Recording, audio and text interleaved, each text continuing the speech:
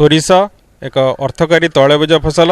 यह आम राज्य ओडिशा रे शीत ऋतु में व्यापक भाव में चाष कराए। सोरिष जो चाष करा मुख्यतः दुई प्रकार।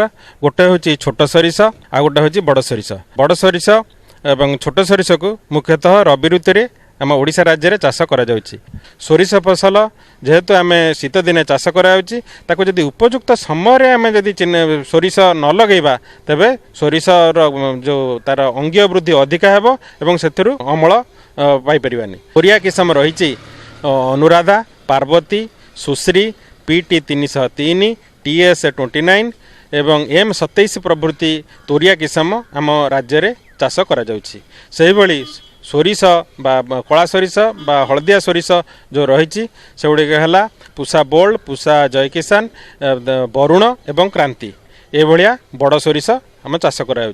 तोरिया किसम मुख्यतः 70 रु 75 दिन अति बेसी हेले 85 दिन मध्य अमल होता बेले आमर बड़ सोरिष प्राय 95 रु 110 दिन मध्य अमल होता है। जोटी जलसेचन सुविधा अच्छी चाषी भाई मैंने साधारणतः बड़ सोरिष करथांती।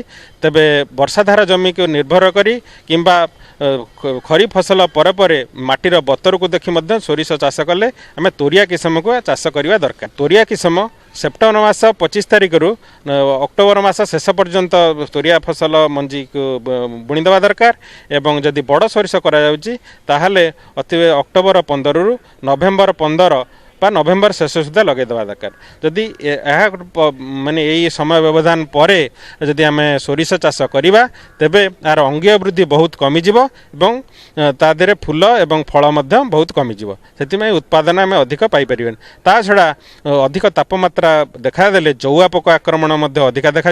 आम सोरिष फसल रे जो धला दाग कबक जनित एक रोग से पत्र छिटा रोग जो देखा जाए ताहा अधिक देखा। तेणु आम निश्चित भाव में यही समय आम सोरिष लगेदेवा दरकार। तेबे सोरिष जो लगेवा को हेले प्रति हेक्टर जमी पई आमर 7.5 किलो बा एकर प्रति 3 किलो बिहनर आवश्यकता रही। भल किसम मंजी संग्रह कर सारा पर भल भाव में विशोधन करने दरकार। बिहन को विशोधन करने को हेले 1 किलोग्राम बिहन सहित 3 ग्राम कैप्टान किंबा 3 ग्राम थीराम किंबा 1.5 ग्राम बाभिस्टिन को भल भाव में गोलई आपको बिहन को विशोधन करने दरकार। बिहन को विशोधन कले परवर्ती अवस्था एथेरे कबक जनित रोग देखा जाए।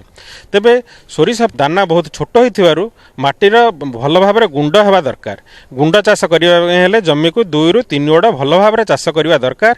भल चाष कर सारा पर धाड़ी को धाड़ी 30 सेंटीमीटर एवं गछ गछ 5 रु 6 सेंटीमीटर व्यवधान में आमर सोरिष बुणवा दरकार। जदि आपण लंगल सियारे बुणीचंती ताहले बुणवा समय ये बिहन सहित आपण भल सफा सरु बाली मिसई आपण बुणी पारे। तेबे जदि गछ संख्या जदि अधिक हो जाउची मंजी अधिक पड़ जाइए तेबे 6 रु 7 दिन पर को पतला करदेवा दरकार। ताको आमे साग भाव में व्यवहार करदेवा दरकार। तेबे उपयुक्त परिमाणर जदि आपणकर गछ संख्या रहिला तेबे सोरिष फसल अधिक उत्पादन एवं अधिक लाभ मिल पार।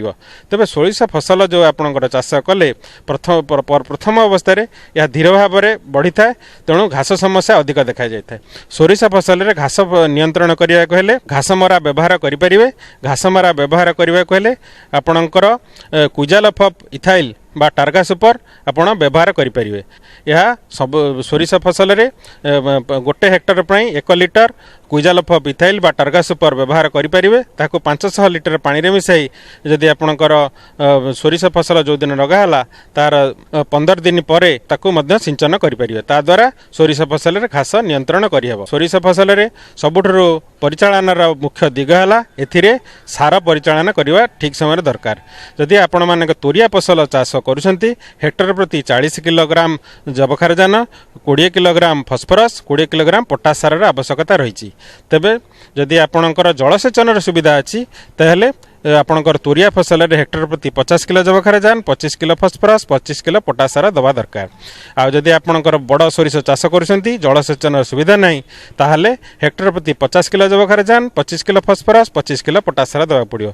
जदि जलसेचन भल सुविधा रही एवं आपण बड़ सोरिष चाष करुछंती ताहले हेक्टर प्रति 80 किलो जबखारजान 40 किलो फस्फरस 40 किलो पोटास सार व्यवहार करवा दरकार।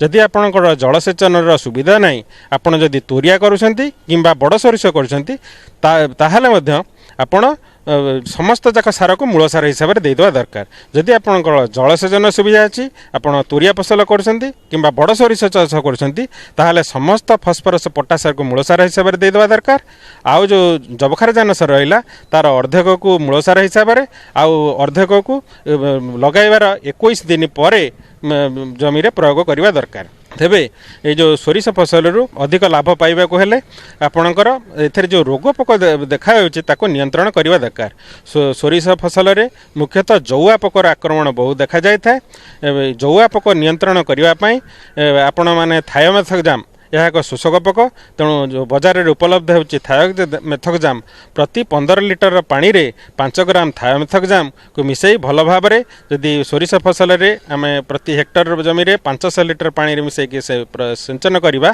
ताहले जौआ पोक को आम भल भाव में नियंत्रण करिपरिबा तेबे पत्र कलंकी रोग एवं धड़ा दाग जदि कबक जनित रोग देखा नियंत्रण करने प्रति लिटर पानी रे 2 ग्राम कार्बानडाजिम भल भाव में मिसाई जदि आम पत्र सिंचन करवा एवं प्रति हेक्टर 500 लिटर पानी रे यही उपरोक्त औषध को आम सिंचन करवा तेबे ये रोग को भल भाव में नियंत्रण करहब सोरिष फसल जो आम चाष करुचे दाना बा मंजी मिलूँ से फूल फुटिवा समय पराग संगम जदि भल भाव में हो पार तो से अधिक उत्पादन मिलूँ परीक्षार जना पड़ी जे जदि प्रति हेक्टर जमी रे आम 4 ରୁ 5टी महुबाक्स सोरिष फसल पाखापाखि रखा से जो महुमाछी ये जो सोरिष फसल पराग संगम साहाय्य करेंगे से अमल वृद्धि होची परीक्षार जना जाइए गोटे हेक्टर जमी पाखे जदि आम 4टी महुबाक्स रखा हेक्टर प्रति शतकड़ा 10 ରୁ 15 भाग अमल वृद्धि होची तेणु